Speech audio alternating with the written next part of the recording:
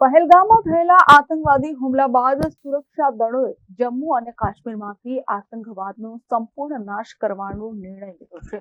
સુરક્ષા દળો રાજ્યભરમાં આતંકવાદીઓની શોધમાં સતત સર્ચ ઓપરેશન ચલાવી રહ્યા હતા, જેમાં આતંકવાદીઓ છુપાયા હોવાની માહિતીના આધારે સુરક્ષા દળોની સંયુક્ત ટીમે દક્ષિણ કાશ્મીરના પુલવામા જિલ્લાના ત્રાલના નાંદેર ગામને ઘેરી લીધું હતું. આ વિસ્તારમાં આજે સવારથી જ અવંતીપોરાના ત્રાલ વિસ્તારમાં સુરક્ષા દળો અને આતંકવાદીઓ વચ્ચે એન્કાઉન્ટર ચાલી રહ્યું હતું.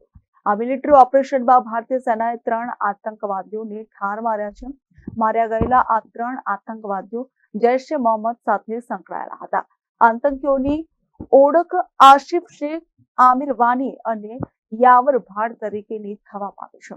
42 રાષ્ટ્રીય રાઇફલ્સ દ્વારા ચોક્કસ માહિતીના આધારે આતંકીઓને ઘેરી લીધા હતા અને આ એન્કાઉન્ટર્સમાં 3 આતંકીઓનો સફાયો કરી નાખવામાં સફળતા મળી છે.